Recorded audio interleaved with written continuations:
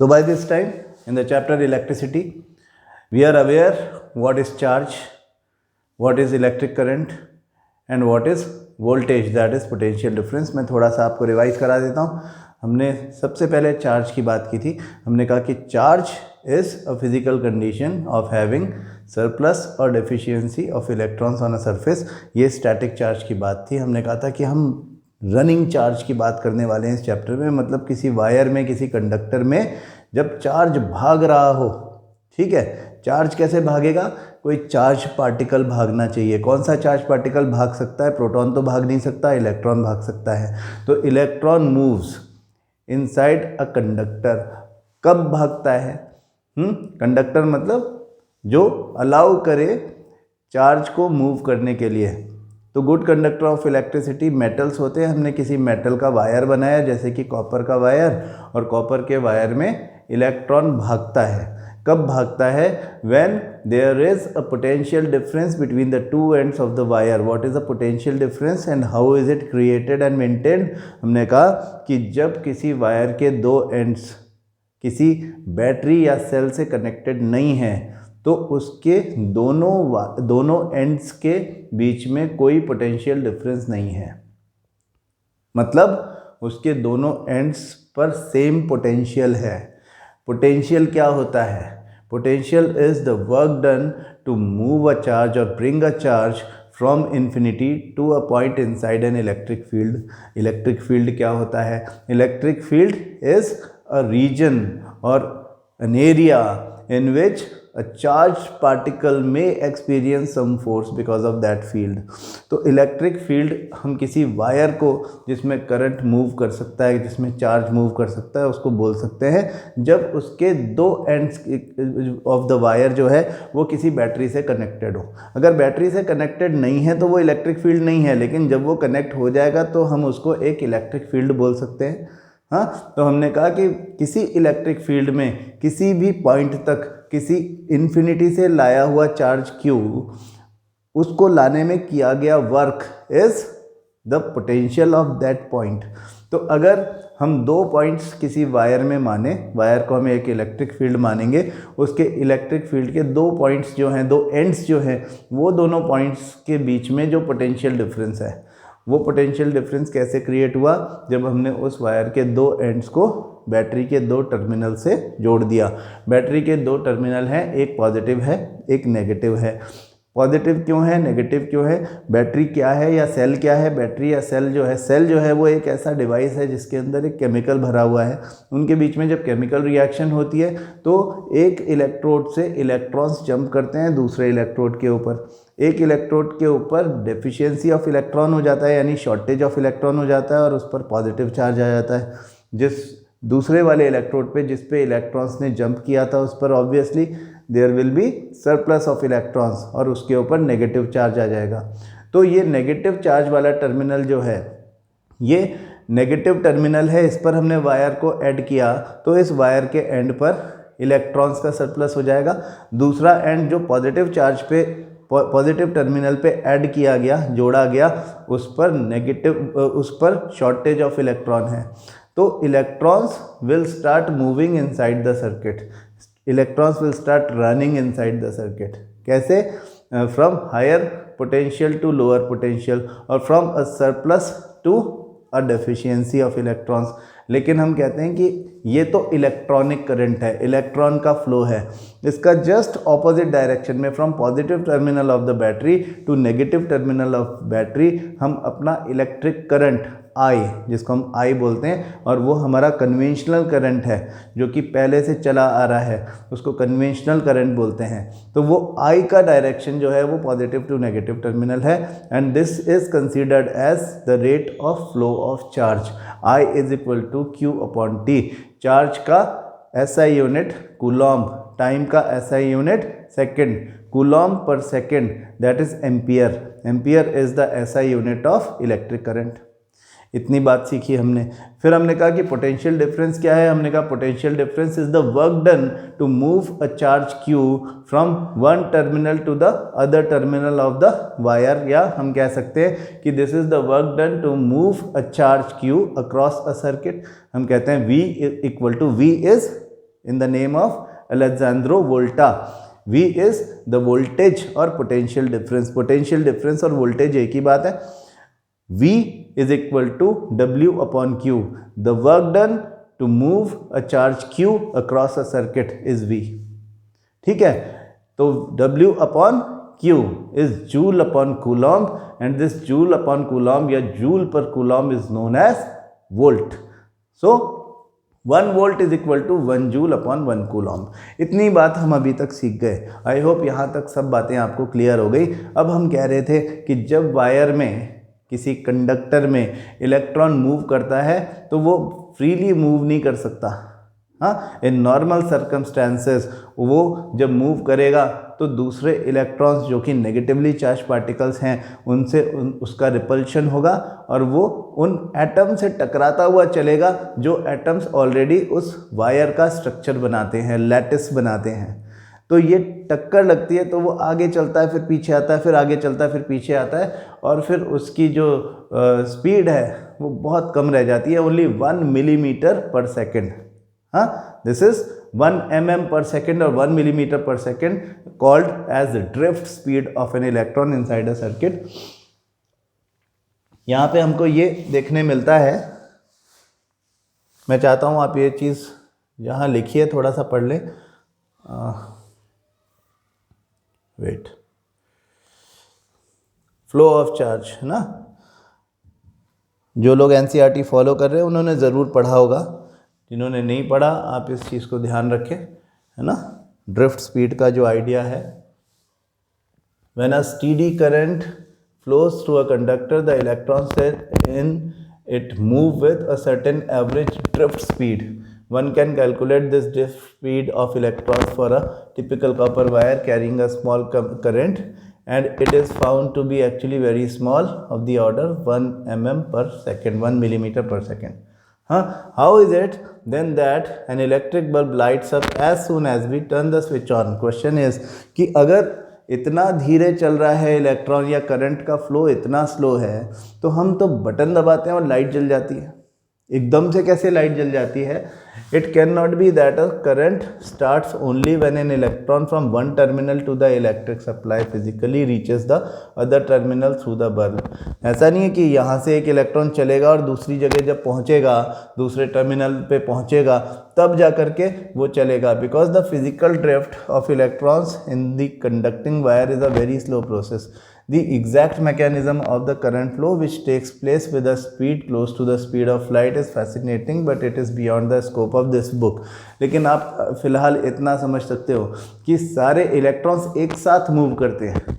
तो एक इलेक्ट्रॉन अगर नेगेटिव टर्मिनल से मूव किया तो subsequently all the electrons throughout the circuit will move the same distance. एक सेकेंड में 1 मिलीमीटर सब कोई चलेगा अगर, तो वो सारे इलेक्ट्रॉन्स जो पॉजिटिव टर्मिनल से 1 मिलीमीटर की डिस्टेंस पे हैं वो पॉजिटिव टर्मिनल पर पहुंच जाएंगे and there will be a circuit completed that will result into an immediate response of the electric appliance as we switch the button on. तो ये कंसेप्ट की बातें हैं. हमें वोल्टेज पता चल गया, हमें पता चल गया कि करंट क्या होता है. हमें ये मालूम चल गया है. Number 1 Q equal to NE, एक तो ये फॉर्मूला. हाँ, इससे हमने number of electrons to make a certain amount of charge N equal to Q upon E निकाल लिया था. हाँ, where E is a constant, that is the speed of electron 1.6 into 10 to the power minus 19 coulomb. ये value थी. एक formula अब तक ये सीखा है हमने. दूसरा I equal to Q upon T. ठीक है, I equal to Q upon T, that is rate of flow of charge. इसका यूनिट, Q का यूनिट कूलॉम्ब और I का यूनिट एम्पियर. अब यहाँ पे आपको ये ध्यान रहना चाहिए कि कभी किसी क्वेश्चन में ई दिया हुआ है, नंबर ऑफ इलेक्ट्रॉन्स मूविंग दिया हुआ है और टाइम दिया हुआ है। तो आपको करंट निकालने को बोला हुआ है, क्यू डायरेक्टली नहीं दिया हुआ है, तो you can use the formula I equal to Q की जगह एन ई लिख दो, एन ई अपॉन टी। ठीक है, दिस कैन बी यूज्ड। ये आपका खुद का प्रेजेंस ऑफ माइंड होना चाहिए कि आप इसको इस तरह से यूज कर लें। V equal to W upon Q, हाँ, W equal to energy equal to V into Q, हाँ, W and E interchangeable physical quantities हैं, तो ये भी हो सकता है। W is joule, coulomb, joule upon coulomb is volt. ठीक है, 1 volt equal to 1 joule upon 1 coulomb. ये सब बातें हम कर चुके हैं। अब हम रेजिस्टेंस के बारे में सीखेंगे, उसके लिए हम पढ़ेंगे ओम्स लॉ। ओम्स लॉ एक बिल्कुल सिंपल सा एक्सपेरिमेंट है। Basically it tells us about, जैसे हम V और I जान चुके, तो V और I के बीच का जो भी हमारा रिलेशन है वो देखना चाहते हैं। तो ओम्स लॉ बहुत छोटी सी चीज़ है। हम कहते हैं V is directly proportional to I। हाँ, इसका मतलब ये हुआ कि जितना ज़्यादा वोल्टेज की बैटरी यूज़ करोगे उतना ही ज़्यादा करंट पास होगा। सिंपल सी बात है। देखो, अब इसको देख लेंगे बाद में। वैसे समझो, अगर हमने कहा V is directly proportional to I, हाँ, डायरेक्टली प्रोपोर्शनल टू का मतलब ये कि जितना ज़्यादा वोल्टेज उतना ज़्यादा current. Now what is voltage? That is potential difference. कहाँ से आया? बैटरी से आया। हमने कहा था कि बैटरी का ये फंक्शन है to initiate and to maintain the potential difference across a circuit, the potential difference between the two ends of the wire. मतलब आप अगर एक 1.5 वोल्ट का सेल लेकर के कोई बल्ब जलाने की कोशिश कर रहे हो, जल जाता है। हाँ, अगर आप और भी ज़्यादा बल्ब जलाने की कोशिश करते हो तो हो सकता है कि ये वोल्टेज कम पड़ जाए। आप सीरीज़ में बल्ब जोड़ते जाते हो तो एक टाइम ऐसा आएगा जब वो ज़्यादा वोल्टेज की रिक्वायरमेंट हो जाएगी एंड सप्लाई वोल्टेज कम रहेगा। तो आप उसमें 1.5 वोल्ट का एक सेल और जोड़ दो तो वो 3 वोल्ट की बैटरी हो जाएगी। आप उसमें 2 सेल और जोड़ दो तो वो 6 वोल्ट की बैटरी हो जाएगी। तो जैसे जैसे आप वोल्टेज बढ़ाते जाओगे ना, वैसे वैसे उसमें करंट भी बढ़ता जाएगा। अप्लायंसेस की करंट रिक्वायरमेंट जो भी हो, अप्लायंसेस अगर ज़्यादा करंट मांगते हैं और आप एक सफिशिएंट वोल्टेज प्रोवाइड कर रहे हो तो करंट ज़्यादा जाएगा, है ना। तो यहाँ पर एक सर्किट डायग्राम हमको देखना है। हाँ, is there a relationship between the potential difference across a conductor and the current through it. ये एक एक्सपेरिमेंट है और इस एक्सपेरिमेंट में हम क्या कर रहे हैं कि हमने इसमें जैसा दिखाया हुआ है कि 1.5 वोल्ट के समझो एक सेल, 2 सेल, 3 सेल, 4 सेल, बारी बारी से पहले हमने V का वैल्यू, यहाँ पे देखो, यहाँ पे एक रजिस्टर लगाया हुआ है। रजिस्टर क्या होता है? रजिस्टर इज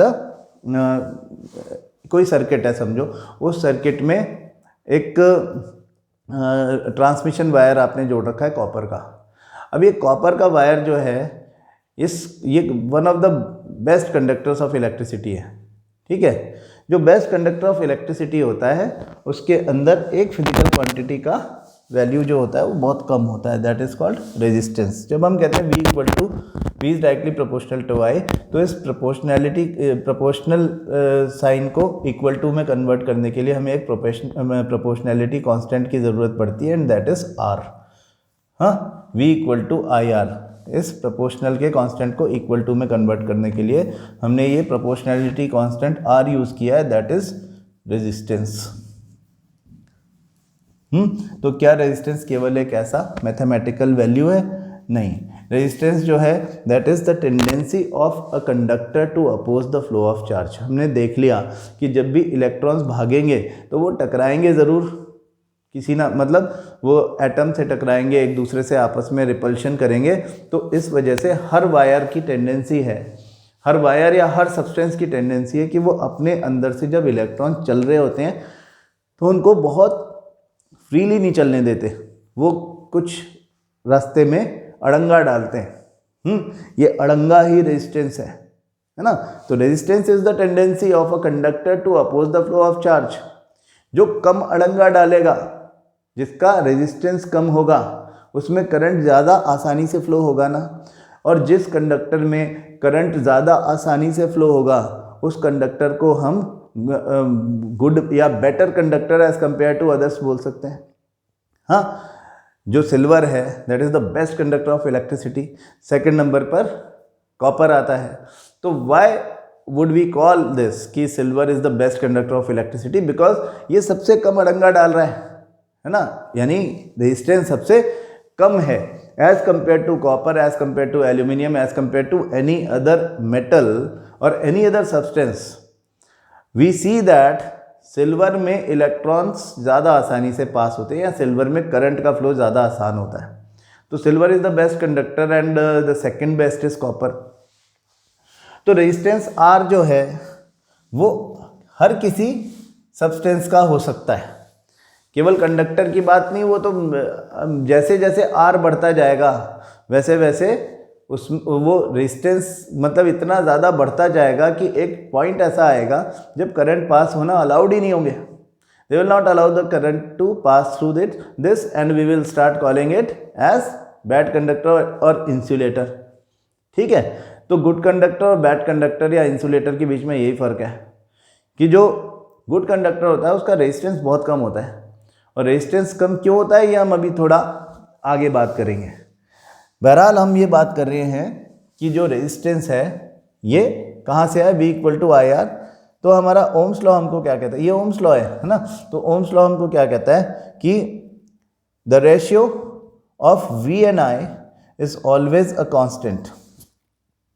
ठीक है, and that constant is equal to resistance. तो ये एक्सपेरिमेंट यही बता रहा है। इस एक्सपेरिमेंट में हमने एक रजिस्टर लिया।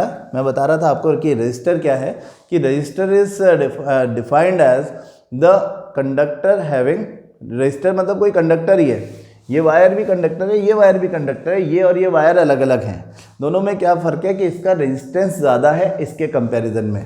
तो हम उसको डिफाइन ऐसे करते हैं कि a resistor is a conductor having an appreciable resistance. Appreciable का मतलब सिर्फ यही है कि जो ट्रांसमिशन वायर है उसके कंपैरिजन में ज़्यादा, कितना भी ज़्यादा, थोड़ा ज़्यादा, बहुत ज़्यादा, ज़्यादा रेजिस्टेंस है।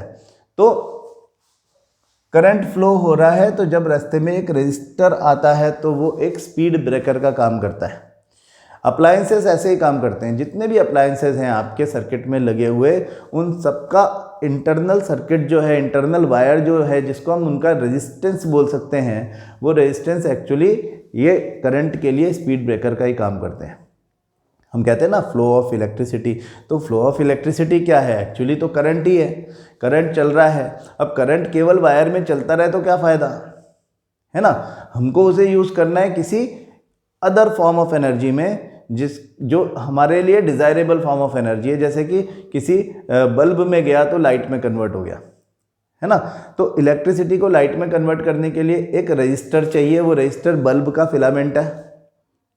उस बल्ब के फिलामेंट में, जो कि इस तरह की चीज़ है, उसमें से जब करंट जाएगा तो उस बल्ब का फिलामेंट जो है वो एक स्पीड ब्रेकर की तरह से काम करेगा and some energy will be converted to the other desirable forms of energy. यहाँ पर बल्ब की हम बात कर रहे हैं तो बल्ब में वो लाइट एंड हीट में कन्वर्ट हो जाएगी। आपने देखा होगा कि जो बल्ब होते हैं आपके फिलामेंट वाले, वो गर्म भी बड़े हो जाते हैं, है ना। उसमें तो वेस्टेज ऑफ एनर्जी होता है बेसिकली।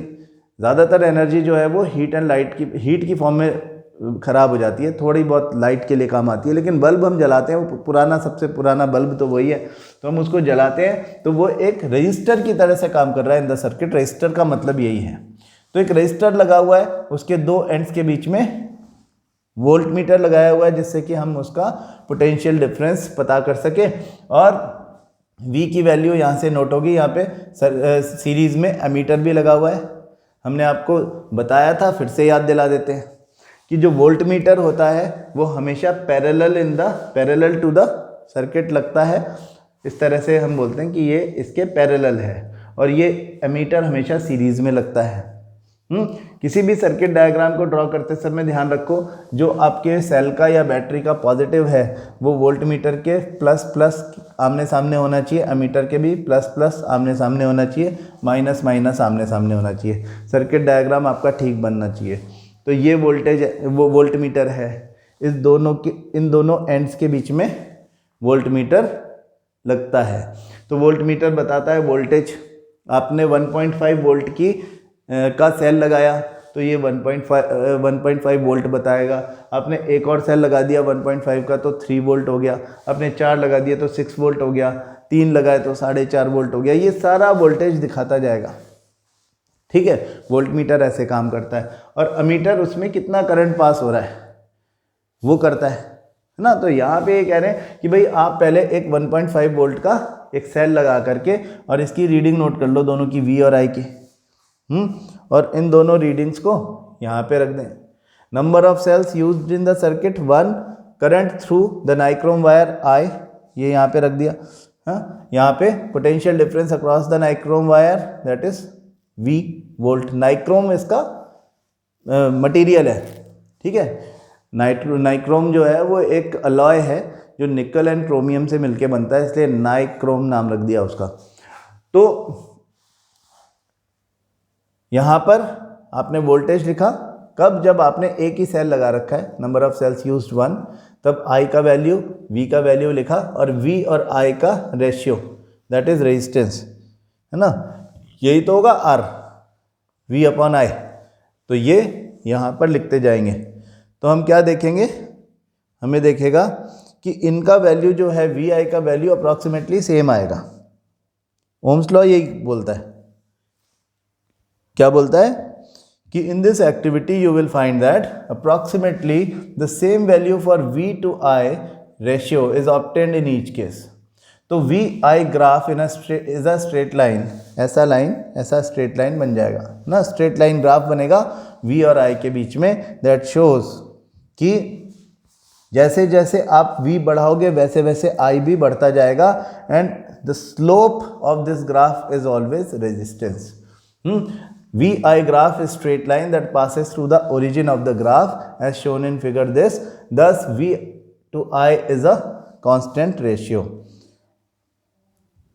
ये बातें नोट कर लें, very important.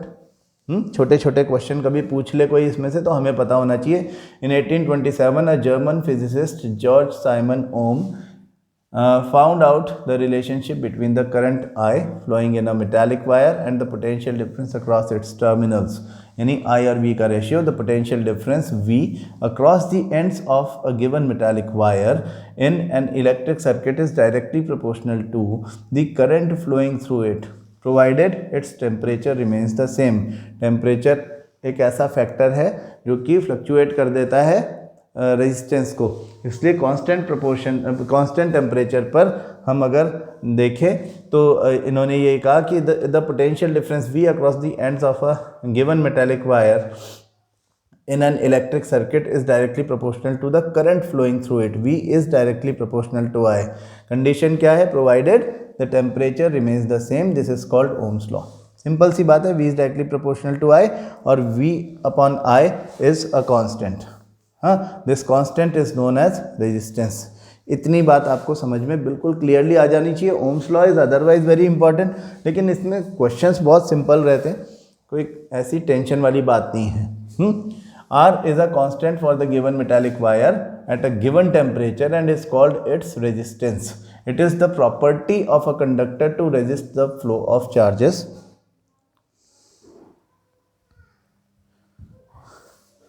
passing through it. Its SI unit is ohm, represented by the Greek letter omega. जो ये हमारा R है इसको हम क्या बोल सकते हैं, volt upon ampere, that is ohm. Ohm के लिए ओमेगा साइन यूज किया जाता है।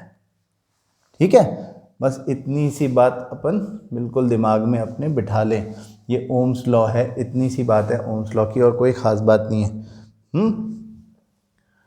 तो 1 ohm, if the potential difference across the two ends of the conductor is 1 volt and the current through it is 1 ampere, then the resistance R will be 1 ohm. 1 ohm equal to 1 volt upon 1 ampere. Also from the equation V equal to IR we get I equal to V upon R. It is obvious from equation 12.7 यानी I equal to V upon R that the current through a resistor, very important ध्यान रखें, current through a resistor is inversely proportional to its resistance. I equal to V upon R for a given potential difference. हाँ, potential difference अगर constant है, यानी आपने battery अगर 6 volt की लगा दी तो 6 वोल्ट की है वो तो, हाँ, फॉर अ गिवन V अगर आप R बढ़ा दोगे तो I कम हो जाएगा, R कम कर दोगे तो I बढ़ जाएगा। अगर आपको ज़्यादा करंट चाहिए तो आपको लो रेजिस्टेंस वाला डिवाइस चाहिए। रेजिस्टेंस बढ़ा दोगे तो फॉर अ गिवन वोल्टेज फिर आपका ज़्यादा I लेने के लिए फिर आपका वोल्टेज आपको बढ़ाना पड़ेगा। हाँ, तो अगर जितना कम रेजिस्टेंस होगा करंट उतना ही ज़्यादा पास होगा, ये दिमाग में बिठा लो, बिल्कुल छोटी सी बात है। If the resistance is doubled the current gets halved. हाँ, इसको अगर 2 कर देंगे तो I जो होगा वो 1/2 हो जाएगा, हाफ हो जाएगा। तो in many practical cases it is necessary to increase or decrease the current in an electric circuit. A component used to regulate current without changing the voltage source is called variable resistance. Variable resistance हमारा एक rheostat नाम का एक apparatus होता है, rheostat.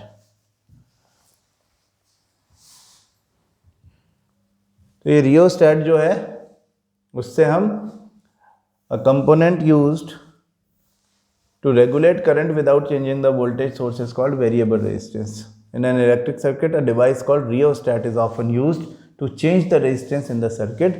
तो resistance को कम करेंगे तो करंट बढ़ जाएगा। We will now study about electrical resistance of a conductor with the help of an activity. यहाँ पे ये एक्टिविटी जिसके बारे में हम बात कर रहे थे, ऊपर जो बात करी है वही बस है। आप इस एक्टिविटी को देख लो। सिंपल बात है कि आप यहाँ पर एक्स और वाई के बीच में नाइक्रोम वायर लगाते हो, तो यानी रेजिस्टेंस लगाते हो, और आप एक 10 वाट का बल्ब भी लगा सकते हो, एक टॉर्च का बल्ब भी लगा सकते हो, अलग अलग पावर की। तो complete the circuit by connecting the nichrome wire in the gap x y आप समझ गए, इसकी बात हो रही है। यहाँ पर ये रख सकते हो, ये रख सकते हो, ये रख सकते हो। हाँ, जो भी आप रखोगे उससे सर्किट पूरा हो जाएगा। Note down the ammeter reading, take out the key from the plug, always take out the key from the plug after measuring the current through the circuit, है ना। जब आपने एक बार करंट सर्किट से कर लिया तो आप उसको की को बाहर निकाल दें, यानी इसको स्विच ऑफ कर दें, जिससे कि आपका वायर गर्म ना हो जाए। गर्म हो जाएगा तो टेम्परेचर चेंज हो जाएगा, और हमने पहले ही कहा था कि V is directly proportional to I जो है कंडीशन जो है, या R equal to V upon I जो कंडीशन है, वो टेम्परेचर को कांस्टेंट रखेंगे तो ही फुलफिल होगी। तो replace the nichrome wire with the torch bulb in the circuit and find the current through it by measuring the reading of ammeter. Now repeat the above step with the 10 watt bulb in the gap XY. तो हम power बढ़ाते जा रहे हैं। Basically are the meter reading different for different components connected in the gap XY. What do the above observations indicate? You may repeat this activity by keeping any material component in the gap. Observe the ammeter readings in each case. तो क्या observation हमारा है कि the current is different for different components. Why do they different? Because they have different resistances. Certain components offer an easy path for the flow of electric current while the others resist the flow. यानी किसी का resistance कम होता है, वो easy path provide करते हैं, उसमें हमने कहा था वो कम अड़ंगा डालते हैं। जो ज़्यादा अड़ंगा डालता है उसका रेजिस्टेंस ज़्यादा होता है, जिसका रेजिस्टेंस ज़्यादा उसका करंट कम, जिसका रेजिस्टेंस कम उसका करंट ज़्यादा। ज़्यादा करंट पास करना है तो रेजिस्टेंस कम होना चाहिए। तो we know that motion of electrons in an electric circuit constitutes an electric current, the electrons however are not completely free to move within a conductor. They are restrained by the attraction of the atoms among which they move. Thus motion of electrons through a conductor is retarded by its resistance.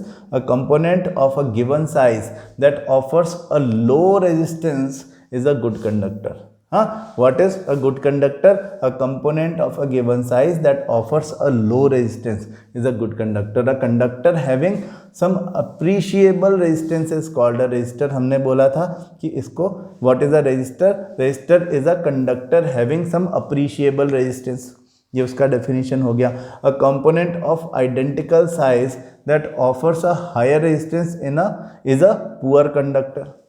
तो good conductor जो कि low resistance offer करे, the component that offers a high resistance that is a poor conductor. और resistor जिसका appreciable resistance हो. An insulator of the same size, insulator which does not allow the current to pass through it, offers even higher resistance. तो insulator इतना ज़्यादा resistance offer करता है कि it does not allow the current to pass through it at all. तो इसको हम insulator या बैड कंडक्टर ऑफ इलेक्ट्रिसिटी बोलते हैं.